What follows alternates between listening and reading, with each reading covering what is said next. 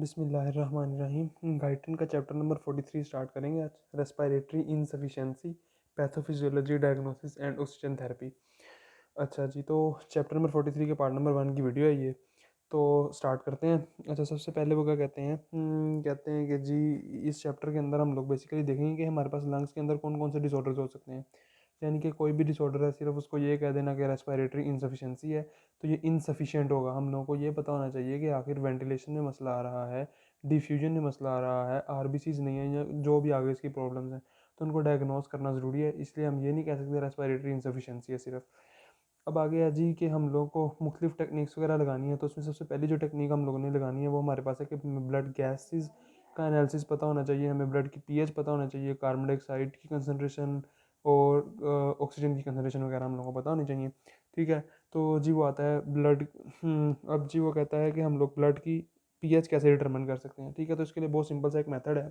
ठीक है, जिसको हम लोग कहते हैं जी पीएच ग्लास इलेक्ट्रोड। ठीक है, तो ये ग्लास पीएच इलेक्ट्रोड क्या है, ये कुछ भी नहीं है, सिर्फ एक आपके पास इलेक्ट्रोड है। ठीक है, अब इस इलेक्ट्रोड के ऊपर जैसे ही आप ब्लड को डालोगे ना, ठीक है, तो ये एक वोल्टेज सेंसर है समझ लो। तो ये एक वोल्टेज जनरेट करेगा और वो जो वोल्टेज होगी वो सिंपल वोल्टेज हमारे पास होगी पीएच। ठीक है, तो इस तरह हम लोग को सिंपल से बिल्कुल तरीके से हम लोगों का पता चल जाएगी, पीएच पता चल जाएगी ब्लड की। ग्लास पीएच इलेक्ट्रोड है। दूसरे नंबर पे हमारे पास आती है determination of the blood carbon dioxide. अब ये जो ब्लड की कार्बन डाइऑक्साइड डिटर्मिन करनी है ना, ये भी मेथड कुछ ऐसा ही है। अब ये देखो, इसमें हम लोगों ने क्या किया कि वही जो हमारे पास था ना ग्लास पीएच इलेक्ट्रोड, उसके गिर्द हम लोगों ने एक प्लास्टिक कवर लगाया और उस प्लास्टिक के कवर में हम लोगों ने बाइकार्ब का सोल्यूशन डाल दिया। ठीक है, अब क्या होगा कि जब हम ब्लड इसके ऊपर से डालेंगे तो जाहिर सी बात है कि इस ब्लड के अंदर कार्बन डाइऑक्साइड है और अंदर बाइकार्ब है। तो ये कार्बन डाइऑक्साइड और बाइकार्ब आपस में डिफ्यूजन वगैरह होगी कुछ। अब उस डिफ्यूजन की वजह से एक सर्टन जो है वो वोल्टेज रीडिंग आएगी यहाँ पे। वो वोल्टेज रीडिंग दोबारा हमारे पास पीएच होगी। अब हम लोगों को पीएच पता चल जाएगी। अब हम लोगों को ये भी पता है कि किसी भी सोल्यूशन की जो पीएच है वो किसके इक्वल होती है, pH is equal to P K A plus log of salt over acid. तो पी के ए जो बाइकार्ब सोल्यूशन की होती है वो कितनी होती है, 6.1। ठीक है, लोग हम लोग ले लेंगे। अब सॉल्ट जो है वो बाइकार्ब है। अब बाइकार्ब का सोल्यूशन तो हम लोगों ने डाला है, इसलिए हम लोगों को पता है उसकी कंसनट्रेशन क्या है, तो बाइकार्ब की कंसनट्रेशन हमारे पास आ गई और पीएच जो है वो हम लोग को यहाँ से डिटेक्ट हो जाएगी। तो बची हमारे पास कार्बन डाइऑक्साइड। तो हम लोगों को कार्बन डाइऑक्साइड की कंसनट्रेशन सिंपल से इस फार्मूला से हम लोग निकाल लेंगे।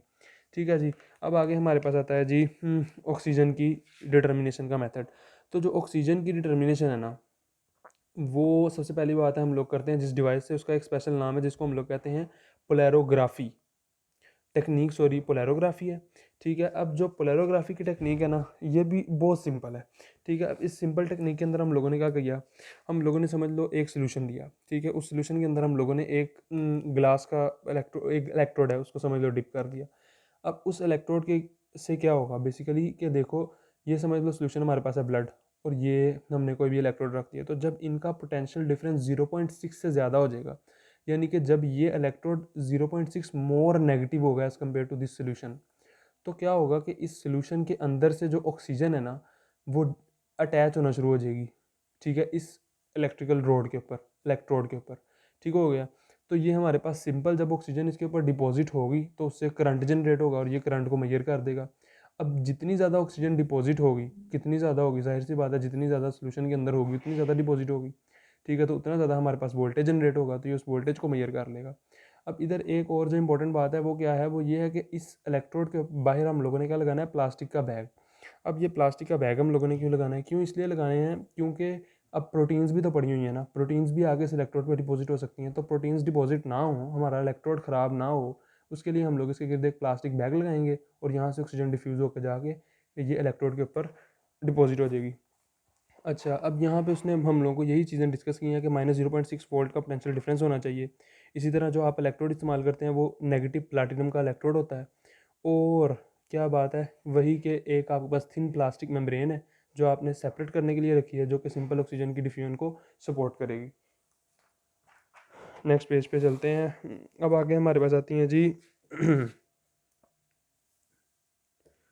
एक्सपायरेटरी फ्लो रेट्स वगैरह। तो ये जो एक्सपायरेटरी फ्लो रेट है यार, ये बड़े इंपॉर्टेंट होते हैं। सबसे पहली बात है कि what is the maximum expiratory flow rate. ठीक है, तो मैक्सिमम एक्सपायरेटरी फ्लो नाम से जाहिर है कि मैक्सिमम फ्लो है जो होता है। तो जब हम लोगों ने एक्सपायरेशन करनी है, ठीक है, देखो जब हम इंस्पायर करेंगे उसके बाद जब हम लोग एक्सपायरेशन स्टार्ट करेंगे तो जाहिर सी बात है कि हम जब फुल फोर्स लगाएंगे, फुल फोर्स लगाने से हम एक प्रेशर जनरेट करेंगे, उससे एक्सपायरेशन हो जाएगी, ठीक है। और वो जो फुल स्पीड से एक्सपायरेशन होगी उसको हम कहेंगे मैक्सिमम एक्सपायरेटरी फ्लो। अब इम्पॉर्टेंट बात क्या है कि यार ये मैक्सिमम ही क्यों है, इससे हम ज़्यादा प्रेशर अगर लगाएं तो हम क्यों नहीं उससे ज़्यादा प्रेशर जनरेट कर सकते, एक मैक्सिमम फ्लो क्यों है, उसकी एक सिंपल सी वजह है। ये देखो इन्होंने यहाँ पे डायग्राम से पहले हम देखते हैं। अब ये वो डायग्राम में वो बता रहा है कि वो कह रहा है देखो जो आपके एल्वियोलाई हैं ना और जो आपके ब्रोंकस हैं, ठीक है, जो आपका टर्मिनल ब्रोंकस होते हैं, इन दोनों को एक ही चीज़ ने स्ट्रेच किया हुआ है। वो हमारे पास होते हैं एल्वियोला, वो सॉरी इनके जो प्रेशर लग रहा होता है वो ट्रांसपल्मोनरी प्रेशर है, यानी कि जो आपके टर्मिनल ब्रोंक्यूल्स है ना, यहाँ पे आपके पास कोई स्मूथ मसल्स नहीं है, कोई कार्टिलेज वगैरह नहीं है, ठीक है। तो जब आपके पास एक्सटर्नल प्रेशर लगेगा तो उस एक्सटर्नल प्रेशर से सिर्फ एल्वियोलाई पे वो प्रेशर नहीं लग रहा, वो प्रेशर आपका ब्रोंकस के अंदर भी लग रहा है। एल्वियोलाई के अंदर जितना ज़्यादा प्रेशर लगाओगे एल्वियोलाई से उतनी स्ट्रांगली बाहर आएगी। लेकिन अगर आप एक सर्टन लेवल से प्रेशर को ज़्यादा कर दोगे तो ये जो हमारे ब्रोंक्यूल्स हैं ये कॉन्स्ट्रिक्ट होना शुरू हो जाएंगे, और जब ये ब्रोंक्यूल्स कॉन्स्ट्रिक्ट होंगे तो हमारा प्रेशर फर्दर इंक्रीज करने की बजाय डिक्रीज कर देगा, क्योंकि यहाँ से एयर आगे मूव ही नहीं कर सकेगी। तो ये बेसिक हमारे पास वजह है कि हमारे पास मैक्सिमम एक फ्लो क्यों होता है। एक तो ये बात क्लियर होगी हमारी। अब इस सारे पैराग्राफ में उसने यही बात क्लियर की है कि ये मैक्सिमम ही क्यों होता है, इससे ज़्यादा क्यों नहीं हो सकता।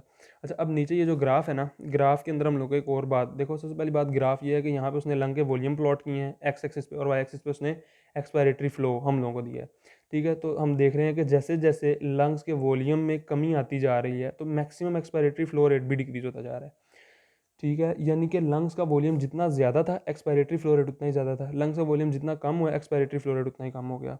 अब इसकी क्या वजह है? इसकी हम लोगों ने कहा यार इसकी भी बहुत सिंपल वजह है। देखो आपका एक लंग्स है, ठीक है, वो जितना बड़ा होगा उसके अंदर जितनी हवा ज़्यादा होगी वो जाहिर सी बात है उतनी ज़्यादा ज़ोर से कॉन्ट्रैक्ट कर सकता है, और जितना लंग्स का साइज़ छोटा होगा वो उतने ज़्यादा वीकली कॉन्ट्रैक्ट करेगा, तो उतनी जाहिर सी बात है कम एयर वो फोर्स जनरेट करेगा, ठीक है। अब यहाँ पे उन्होंने इसकी थोड़ी सी वजह बताई है।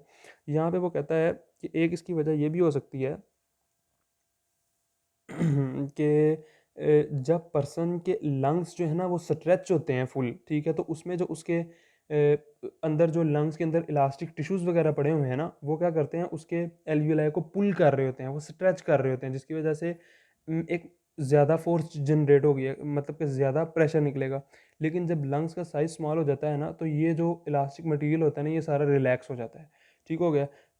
जब वो रिलैक्स हो जाता है तो थोड़ा सा हम प्रेशर लगाते हैं तो उससे क्या हो जाता है हमारे लंग्स जो है वो कोलैप्स कर जाते हैं, ठीक है। और जब लंग्स कोलैप्स कर जाएंगे तो जाहिर सी बात है maximum expiratory flow rate generate नहीं होगा, मतलब कि मैक्सिमम से थोड़ा कम ही होगा। तो ये सिंपल सी एक बात थी कि लंग्स का वॉल्यूम जितना ज़्यादा होगा, ठीक है, उतना ही एक्सपायरेटरी फ्लो रेट ज़्यादा होगा, ठीक है। अब आगे हमारे पास आती हैं जी abnormalities expiratory flow rate curves की। तो एक्सपायरेटरी फ्लो रेट कर्व्स की एबनॉर्मेलिटी से पहले तो हम लोगों को ये पता होना चाहिए बेसिकली कि लंग्स की दो तरह की एबनॉर्मेलिटीज़ हैं। एक हमारे पास होते हैं लंग्स के कॉन्स्ट्रिक्टिव डिसऑर्डर्स और एक हमारे पास होते हैं लंग्स के ऑब्स्ट्रक्टिव डिसऑर्डर्स। तो इनका यार मैंने छोटा सा डिफरेंस यहाँ पे लिखा है, ठीक है, और ये बहुत इंपॉर्टेंट है पास्ट पेपर वगैरह के पॉइंट ऑफ व्यू से भी अगर हम लोग देखते हैं। तो सबसे पहली बात है ये देखो, ये समझो आपके पास एक लंग्स है, ठीक है। अब ये लंग्स के अंदर क्या है, ये हम लोगों ने कहा आपके रेड रेड जो नज़र आ रहे हैं ये आपके हैं ब्रोंकस, और ब्रोंकस के गिर्द ये जो आपके सारी हैं ये एल्वियोलाई पड़े हुए हैं। अब नॉर्मली क्या होता है, नॉर्मली ये होता है कि ये जो एल्वियोलाई है ना ये ट्रैक्शन फोर्स लगाएंगे और ब्रोंक्यूल्स को कंस्ट्रिक्ट होने से बचाएंगे, ठीक है। पहले तो एक ये बात समझ लो छोटी सी, ठीक है, कि जो ट्रैक्शन फोर्सेज हैं ये ब्रोंक्यूल्स को कंस्ट्रिक्ट होने से बचा रही हैं, बस ये समझ ली। अब इसको एक बार भूल जाओ। अब आगे हमारे पास आते हैं दो तरह के डिसऑर्डर्स हैं, ऑब्स्ट्रक्टिव डिसऑर्डर्स और रेस्ट्रिक्टिव डिसऑर्डर्स। नाम से ही जाहिर है ऑब्स्ट्रक्टिव है तो इसके अंदर कोई ऑब्स्ट्रक्शन है। तो जो मेन ऑब्स्ट्रक्टिव डिसऑर्डर के अंदर हमें कंडीशन मिलेगी वो क्या होगा कि एयरवे रेजिस्टेंस बहुत ज़्यादा हुई होगी, जिसकी वजह से एयर की ऑब्स्ट्रक्शन है, एयरवे ऑब्स्ट्रक्शन है, सिंपल। दूसरे नंबर पे आते हैं रेस्ट्रिक्टिव। रेस्ट्रिक्टिव नाम से जाहिर है, रेस्ट्रिक्टिव या कॉन्स्ट्रिक्टिव डिसऑर्डर्स। इसके अंदर क्या होगा कि जो हमारे लंग्स हैं ना वो स्टिफ हो गए हैं, रेस्ट्रिक्ट हो गए हैं, उनका साइज छोटा हो गया है, ठीक है। तो ये एक बात है। अब दूसरे नंबर पे जो फीचर है वो देखो कि ऑब्स्ट्रक्टिव डिसऑर्डर्स के अंदर बेसिकली क्या होगा, डिस्ट्रक्शन होगी। डिस्ट्रक्शन की वजह से क्या होगा कि ये पैर एल्वियोलाई ब्रेकडाउन है। अब जब ये एल्वियोलाई ब्रेकडाउन हो जाएंगे तो इससे क्या होगा, ये जो ट्रैक्शन फोर्सेज हैं ये डिक्रीज हो जाएंगी, और ये जब ट्रैक्शन फोर्सेज डिक्रीज होंगी तो हम लोग कहेंगे कि मतलब लंग्स के अंदर पैरेंट का एमा डिक्रीज हो जाएगा और लंग्स की ट्रैक्शन फोर्सेज डिक्रीज हो जाएंगी। जबकि रिस्ट्रिक्टिव के अंदर ये केस नहीं है। रिस्ट्रिक्टिव के अंदर तो क्या है कि लंग्स के जो कोलेजन है ना वो उसके समझ लो स्ट्रोमा के अंदर कोलेजन ज़्यादा आ गया, जिसकी वजह से वो स्टिफ हो गए हैं और वो एक्सपैंड नहीं हो रहे। तो इनमें हम लोगों को क्या क्या कंडीशन मिलेंगी, तो कंडीशन हम लोगों को ये मिलेंगी कि देखो एक आपका लंग्स है जो ऑब्स्ट्रक्ट हो गया। अब ऑब्स्ट्रक्ट होने की वजह से क्या होगा कि देखो जब हम इंस्पायरेशन करेंगे ना तो इंस्पायरेशन के दौरान तो नॉर्मल इसके अंदर एयर आएगी, लेकिन जब हम एक्सपायरेशन स्टार्ट करेंगे तो थोड़ा सा प्रेशर लगेगा और क्या हो जाएगा कि हमारे ब्रोंकस जो है वो कॉन्स्ट्रिक्ट हो जाएंगे। अब इसकी क्या वजह है? इसकी सिंपल सी वजह है कि ये जो ब्रोंकियोल के गिर्द एल्वियोलाई ट्रैक्शन फोर्सेज लगा रहे थे ना, वो ट्रैक्शन फोर्सेज अब नहीं है, एल्वियोलाई ब्रेकडाउन हो गई है। ठीक है, तो क्या होगा कि अब ट्रैक्शन फोर्सेज नहीं है और हमारी जो एल्वियोलाई हैं वो थोड़ा सा प्रेशर लगेगा और कॉन्स्ट्रिक्ट हो जाएंगी। जब हमारी एल्वियोलाई ब्रोंकियल कॉन्स्ट्रिक्ट हो जाएंगी तो उसकी वजह से हमारे पास जो एक्सपायरेशन है ना वो नॉर्मल नहीं होगी। ठीक है, यानी कि इंस्पायर तो हम करेंगे लेकिन हम मैक्सिमम एक्सपायर नहीं करेंगे, कुछ ना कुछ ऐसा वॉल्यूम होगा जो हम लंग्स के अंदर ही रिटेन करना शुरू कर देंगे, जिसकी वजह से क्या होगा कि हमारे लंग्स की जो टोटल कैपेसिटी होगी ना, लंग कैपेसिटी, वो बहुत ज़्यादा हो जाएगी। ठीक है, इसी तरह लंग्स की कैपेसिटी ज़्यादा हो जाएगी, लंग्स की जो कंप्लायंस है वो ज़्यादा हो जाएगी और लंग्स की जो फंक्शनल रेजिडुअल कैपेसिटी है वो भी ज़्यादा हो जाएगी। लेकिन लंग्स की वाइटल कैपेसिटी कम हो जाएगी। इसका क्या मतलब है? इसका मतलब ये है कि हम लोग इंस्पायर ज़्यादा कर रहे हैं लेकिन हम एक्सपायर नहीं कर रहे। यानी कि जो नॉर्मल हमारी कैपेसिटी थी ना, जो रेंज थी जिसे हम एक्सचेंज कर सकते थे मैक्सिमम, वो रेंज हमारी कम हो जाएगी। ठीक है, अगर हम रिस्ट्रिक्टिव डिसऑर्डर्स की तरफ चलेंगे तो रिस्ट्रिक्टिव डिसऑर्डर्स के अंदर क्या होगा कि जो हमारे टोटल लंग कैपेसिटी है वो डिक्रीज हो गई है, क्योंकि हम लोगों का लंग्स रिस्ट्रिक्ट हो गया, उसका साइज़ ही समझ लो छोटा हो गया, पहले से साइज़ छोटा हो गया। तो क्या होगा कि अब वो लंग कैपेसिटी उसकी कम हो गई है, लंग कैपेसिटी उसकी कम हो गई है, कंप्लायंस जो है वो लंग्स की कम हो गई है। ठीक है, फंक्शनल रेजिडुअल कैपेसिटेंस कम हो गई है और इसके साथ साथ वाइटल कैपेसिटेंस भी कम हो गई है। सिंपल सी बात है भाई, लंग्स का साइज़ ही छोटा हो गया तो जाहिर सी बात है सारा कुछ कम हो जाएगा। लेकिन सबसे इंपॉर्टेंट बात जो कि अभी हम डिस्कस भी करेंगे वो क्या है? वो ये है कि जो ऑब्स्ट्रक्टिव डिसऑर्डर्स होते हैं ना, इनमें एक्सपायरेशन में मसला होगा। क्यों मसला होगा? क्योंकि एयरवे ऑब्स्ट्रक्शन है, हल्का सा बाहर प्रेशर लगेगा, ट्रांसपल्मोनरी प्रेशर लगेगा, तो क्या हो जाएगा कि हमारी एयरवे ऑब्स्ट्रक्ट हो जाएंगी। ठीक है, लेकिन जो हमारे रेस्ट्रिक्टिव डिसऑर्डर्स होते हैं इनमें हमारा ये मसला नहीं होता, इसमें हमारी एक्सपायरेशन नॉर्मल होती है। तो ये बात इंपॉर्टेंट है। अब उसके बाद कुछ एग्जांपल्स हैं जी, कुछ एग्जांपल्स में देख लो जो आपके ऑब्स्ट्रक्टिव डिसऑर्डर हैं, जिसमें अभी हम एम्फीसीमा आगे पढ़ेंगे भी, एम्फीसीमा है, अस्थमा है, ये आपके ऑब्स्ट्रक्टिव डिसऑर्डर्स हैं। और रेस्ट्रिक्टिव डिसऑर्डर्स में हमारे पास आ जाते हैं जी ट्यूबरकुलोसिस है। ठीक है, इसके अलावा स्कोलियोसिस हो गया है। ठीक है, फाइब्रोटिक प्लूरेसी वगैरह हो गई है कि उन्होंने जो प्लूरा थी वो आपकी फाइब्रोटिक हो गई है, जिसकी वजह से उन्होंने आपके लंग्स को कंस्ट्रिक्ट कर दिया। तो ये मुख्तलिफ आपके वो डिसऑर्डर से रेस्ट्रिक्टिव डिसऑर्डर्स। अब हम इसको इंशाल्लाह बुक से डिस्कस करते हैं। अब यहाँ पे जो है ना, देखो ये जो इन्होंने सारा लिखा हुआ है ना, ये सारा मैंने आपको बता दिया। अब बेसिक जो हमने यहाँ से कॉन्सेप्ट क्लियर करना है वो है इस ग्राफ का। तो इस ग्राफ में देखो, इस ग्राफ में सबसे पहली बात तो ये है कि यहाँ इसने लंग की वॉल्यूम ली है और यहाँ पे हमारे पास लिया है एक्सपायरेटरी फ्लो। अब नॉर्मली देखो कि जो टोटल लंग कैपेसिटी थी वो 6 लीटर थी और क्या हो रही थी कि ये आपकी नॉर्मल कर्व थी, एक्सपायरेटरी फ्लो रेट कर्व थी। ठीक है, लेकिन जब अब आपका लंग्स कॉन्स्ट्रिक्टिव डिसऑर्डर है या रिस्ट्रिक्ट हुआ है तो उसका साइज छोटा हुआ है, तो इसकी वजह से क्या होगा कि आपके लंग्स का वॉल्यूम क्या होगा? डिक्रीज। डिक्रीज लंग का वॉल्यूम हुआ है, लेकिन आप देखो कि कर्व तकरीबन सेम है, कर्व का मैग्नीट्यूड ज़रूर कम है लेकिन कर्व सेम है। ठीक है, तो इसका क्या मतलब है? इसका मतलब ये है कि जो आपकी एक्सपायरेशन है वो बिल्कुल नॉर्मल है। ठीक है, लेकिन अगर हम दूसरी तरफ चलते हैं तो ये हमारे पास एक ऑब्स्ट्रक्टिव डिसऑर्डर का ग्राफ है कि जिसमें आप देखो कि जो लंग्स का वॉल्यूम है वो टोटल लंग कैपेसिटी कितनी ज़्यादा हो गई है, 6 से 7, 7.5 पे आ गई है। ठीक है, और अब देखो कि इसकी कर्व और इसकी कर्व में कितना फ़र्क है। ठीक है, तो यहाँ पे देखो एक्सपायरेशन कितनी डिफ़िकल्ट सी महसूस हो रही है। तो वो एक्सपायरेशन डिफ़िकल्ट क्यों महसूस हो रही है? क्योंकि हम लोगों को पता है एयरवे ऑब्स्ट्रक्शन है। ठीक है, एल्वियोलाई की ट्रैक्शन फोर्सेस एब्सेंट है और स्मॉल प्रेशर लगा और साथ ही कंस्ट्रक्शन स्टार्ट होगी, कंस्ट्रक्शन स्टार्ट होगी और एक्सपायरेशन बहुत डिफिकल्ट होगी। ठीक है, तो ये हमारे पास एक डिफरेंस है कंस्ट्रक्टिव और रेस्ट्रिक्टिव डिसऑर्डर्स का। अगर वो अच्छे तरीके से समझ लें हम तो ये क्लिनिकली भी बहुत इंपॉर्टेंट है। ठीक है, अब यहाँ पे उसने यही बातें आगे डिस्कस की हैं, बिल्कुल एक बार पढ़ लेना जो हम लोगों ने वो डिफरेंस के अंदर डिस्कस किया, वो सारा कुछ यहाँ पे वही लिखा हुआ है। अब आगे हमारे पास ना एक और बहुत क्लिनिकल पॉइंट ऑफ व्यू से ये बहुत इंपॉर्टेंट चीज़ है जिसे हम लोग कहते हैं forced expiratory vital capacity and forced expiratory volume. अब देखो basically forced expiratory vital capacity हम लोगों ने क्या पढ़ी थी कि हम लोगों ने मैक्सिमम इंस्पायर किया, ठीक हो गया, और उस मैक्सिमम इंस्पायर करने के बाद हम लोगों ने फुल फोर्स फुल एक्सपायरेशन की और जितना हम लोगों ने एक्सपायर कर दिया ना वो हमारे पास क्या हो जाएगी, हमारे पास फोर्स हमारी वाइटल कैपेसिटी थी। ठीक है, अब हम चूंकि फोर्स लगा रहे हैं तो हम लोगों ने इसको सिंपल कह दिया जी फोर्स वाइटल कैपेसिटी है। ठीक है, तो अगर हम लोगों ने किसी की फोर्स वाइटल कैपेसिटी देखनी है तो सिर्फ सिंपल वही अपरेटस हम लोगों को स्पायरोमीटर ही चाहिए। स्पायरोमीटर में हम पर्सन को कहेंगे पहले फुल इंस्पायर करो, फुल इंस्पायर करने के बाद जब वो फुल फोर्सफुल एक्सपायरेशन करेगा, ठीक है, तो वो फोर्सफुल एक्सपायरेशन में वो जितनी उसकी ये डाउन स्लोप हमारे पास आई, यानी कि जितना इसने टोटल ये वॉल्यूम एक्सपायर किया ना, तो ये हम लोगों ने कहा कि इसकी फोर्स वाइटल कैपेसिटी आ गई। जो हमारे पास इंस्पायरेटरी रिजर्व होता है, टाइडल वॉल्यूम होती है और एक्सपायरेटरी रिजर्व होता है। अच्छा, अब एक बात इंपॉर्टेंट ये है कि ये जो यहाँ पे जीरो है ना, ये बेसिकली लंग्स की रेजिडुअल कैपेसिटी को शो कर रहा है, जो आपके पास 1100 या 1200 शायद कुछ होती है इस तरह की। ठीक है ना, तो इसमें कन्फ्यूज़ नहीं होना कि यार ये तो इसका जो है वो क्या हो रहा है, वॉल्यूम ज़ीरो हो रहा है। नहीं, वॉल्यूम ज़ीरो नहीं हो रहा, 0 लीटर नहीं हो रहा, बल्कि ये ज़ीरो इसकी रेजिडुअल कैपेसिटी है। ठीक है, तो हम लोगों ने देखा कि भाई जो है वो रेजिडुअल वॉल्यूम, सॉरी, कि टाइडल वॉल्यूम उसने इनहेल किया, मैक्सिमम उसने इनहेल किया। ठीक है, इंस्पायरेटरी रिजर्व और उसके बाद inspiratory reserve, expiratory reserve, tidal volume वगैरह सारा कुछ दे दिया। तो ये जो टोटल हमारे पास डाउन स्लोप होती है ना, इस डाउन स्लोप को हम कहते हैं फोर्स्ड वाइटल कैपेसिटी। अब एक ये चीज़ है फोर्स वाइटल कैपेसिटी, दूसरी चीज़ है forced expiratory volume during the first second. तो what is the force expiratory volume during the first second? तो यही जो फोर्स वाइटल कैपेसिटी थी, जो वॉल्यूम उसने फर्स्ट सेकंड के अंदर एक्सपायर किया, उसको हमने कहा FeV1, force expiratory volume during the first second. अब ये देखो 0 सेकंड से हम लोगों ने स्टार्ट किया और फर्स्ट सेकंड में हम लोगों ने देखा कि उसने कितना एक्सपायर किया, तो ये हमारे पास आ गया force expiratory volume during the first second. अब इसकी इंपॉर्टेंस क्या है क्लिनिकली, ये बहुत इंपॉर्टेंट है, बहुत ज़्यादा इंपॉर्टेंट है।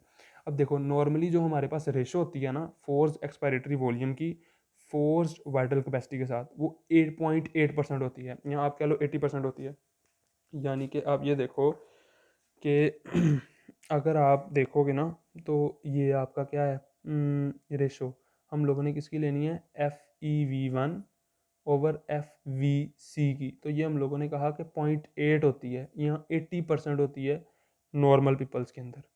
ठीक है, अब अगर ये डिक्रीज हो गई है, तो इसका क्या मतलब है, इसका मतलब ये है कि फर्स्ट सेकंड के दरमियान हम लोग क्या कर रहे हैं, मैक्सिमम एक्सपायर नहीं कर रहे। जो हमारे पास क्या केस होता है, ऑब्स्ट्रक्टिव डिसऑर्डर्स का होता है, जिसमें ऑब्स्ट्रक्शन है और ऑब्स्ट्रक्शन की वजह से हमारी एक्सपायरेशन मैक्सिमम नहीं हो पा रही। तो ये देख लो यहाँ पे, ये हमारे पास एयरवे ऑब्स्ट्रक्शन का ग्राफ है, जिसमें हम लोगों ने देखा कि जो force expiratory volume during the first second था वो कितना कम है, यहाँ पे देखो कितना ज़्यादा है और यहाँ पे देखो कितना कम है।